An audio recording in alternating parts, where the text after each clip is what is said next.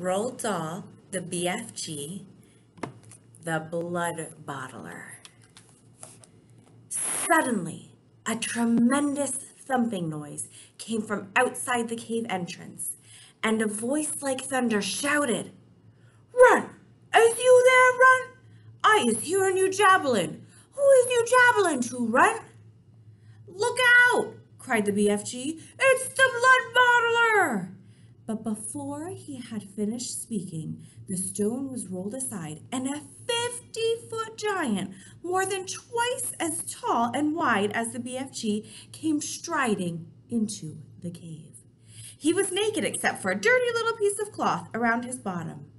Sophie was on the tabletop. The enormous, partly eaten schnozcumber was lying near her. She ducked behind it. The creature came clumping into the cave and stood towering over the BFG. "Who was you jabbling to in here just now?" he boomed. "I was jabbling to myself," the BFG answered. "Pillafizz!" shouted the Bloodbottler. "Bug swallow!" he boomed. "You is talking to a human being." "That's what I is thinking." "No, no!" cried the BFG. "Yes, yes," boomed the Bloodbottler. "I is guessing you has snitched away a human being and brought it back your bunghole as a pet. So now I is winkling it out and guzzling it as extra snacks before my supper." The poor BFG was very nervous. "There isn't no one in here," she stammered. Why don't you just leave me alone?" The Bloodbottler pointed a finger as large as a tree trunk at the BFG. "Runty little scum screwer," he shouted. "Piffling little swish figgler, squimpy little bottle wart, prunty little pog swizzler, I is now going to search the primroses." He grabbed the BFG by the arm. "And you is going to help me do it. Us together is going to winkle out this tasteful little human being," he shouted. The BFG had intended to whisk Sophie off the table as soon as he got the chance and hide her behind his back, but now there was no hope of doing this. Sophie peered around the chewed-off end of the enormous schnozcumber, watching the two giants as they moved away down the cave. The Bloodbottler was a gruesome sight. His skin was reddish pink. There was a black hair sprouting on his chest and arms and on his stomach. The hair on his head was long and dark and tangled. His foul face was round and squashy looking. His eyes were tiny black holes. His nose was small, but his mouth was huge. It spread right across the face, almost ear to ear, and it had lips that were like two gigantic purple frankfurters lying one on top of the other. Craggy yellow teeth stuck out between the two purple frankfurter lips, and rivers of spit ran down his chin. It was not in the least difficult to believe that this ghastly brute ate men, women, and children every night. The Bloodbottler, still holding the BFG by the arm, was examining the rows and rows of bottles. "You and your pibbling bottles," he shouted. "What are you putting in them?" "Nothing that would interest you," the BFG answered. "You is only interested in guzzling human beings, and you is Dottie and Dogswoggler," cried the Bloodbottler. Soon the Bloodbottler would be coming back. Sophie told herself, and he was bound to search the tabletop, but she couldn't possibly jump off the table. It was 12 feet high. She'd break a leg. The schnozcumber, although it was thick, was a perambulator and was not going to hide her if the Bloodbottler picked her up. She examined the chewed-off end. It had large seeds in the middle, each one as big as a melon. They were embedded in soft, slimy stuff. Taking care to stay out of sight, Sophie reached forward and scooped away half a dozen of these seeds. This left a hole in the middle of the schnozcumber, large enough for her to crouch in it so long as she rolled herself up into a ball. She crawled into it. It was wet and slimy, and it was a hiding place. But what did it matter if it was going to save her from being eaten? The Bloodbottler and the BFG were coming back towards the table now. The BFG was nearly fainting with fear. Any moment, he was telling himself, Sophie would be discovered and eaten. Suddenly, the blood bottler grabbed the half-eaten Snodgecumber. The BFG stared at the bare table. Sophie, where is you? He thought desperately. You cannot possibly be jumping off that high table, so where is you hiding, Sophie? So is this filthy rotsome glubbage you is eating? Boomed the blood bottler, holding up the partly eaten Snodgecumber. You must be cockles to be guzzling a rubber squash. For a moment, the blood bottler seemed to have forgotten about his search for Sophie.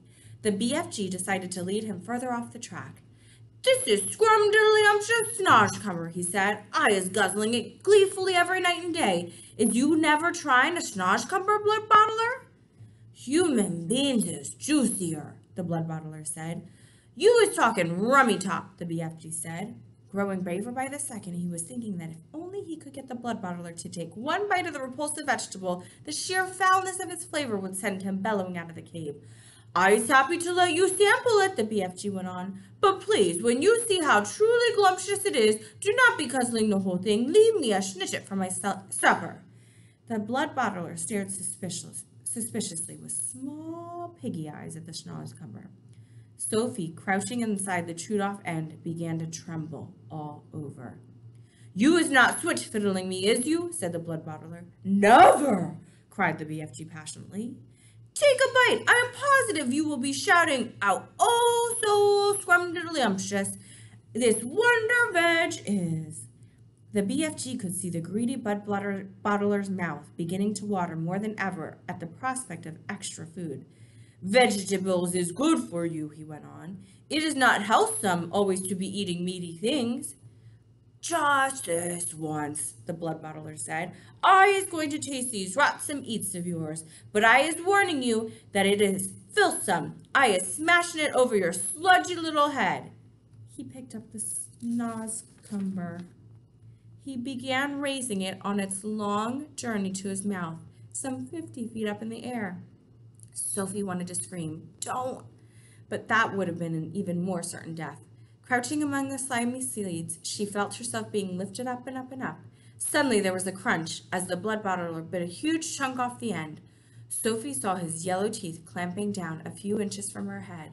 Then there was utter darkness. She was in his mouth. She caught a whiff of his evil-smelling breath. It stank of bad meat. She waited for the teeth to go crunch once more. She prayed that she would be killed quickly. Ew! Roared the blood bottler. Oh, blah! Then he spat.